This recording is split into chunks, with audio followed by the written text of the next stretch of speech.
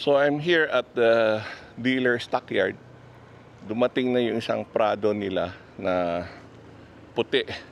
So I requested na i-part nila yung tatlo tabi-tabi para makita natin ano yung tatlong kulay ng Prado dito sa Pilipinas.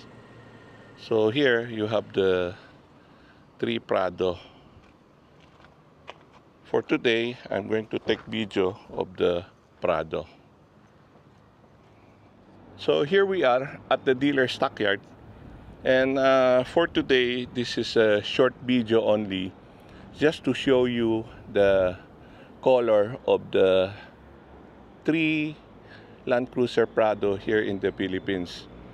Medyo mainit. It's about 10:30 now, but I prefer to have the video taken outside so there's a better reflection and view of the color. So here we have it. This is the color black. The black color, they called it the Attitude Black Mica. This is the Attitude Black Mica. And the second color here, this one, for us, it looks like gray. But the name for this color is Avant-Garde Bronze.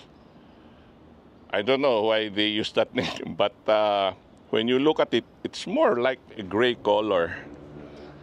And for this one, the third one, this is, I'm looking at the manual, at the brochure. So here, I'm looking at the brochure. The brochure say that it is platinum white per mica.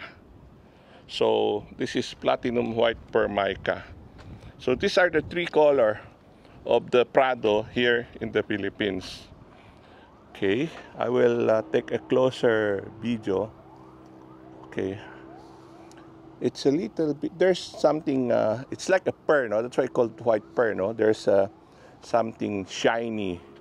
Pag naarawan siya, makita mo yung reflection, maganda, parang pearl talaga. Okay, so this is the white color. And then this is Avant-Garde Bronze. Maybe when there's a reflection of the sun, there's a change in color. Okay, let's look at this one. No sun, direct sunlight. And this one with sunlight. There's a little bronze shade that you could see. Okay, this is the bronze. And this is the black. Now we will look inside and take a look if there's any differences in the color inside the car. I hope it's open. Okay, it's open. So this is the inside. It's gray, no? Leather seat. Leather seat. Smell like new. Bango-bango talaga pag bago yung sasakyan. So this is the inside. Okay, I'm going to check on the other car. We will go to check on the other car. Let's look at the interior if it's the same. Okay, same. I already have another video about the Prado, so I will not go into detail. The purpose of this video is just to show you the difference, the different color of the Land Cruiser Prado. Here, this is the white Prado.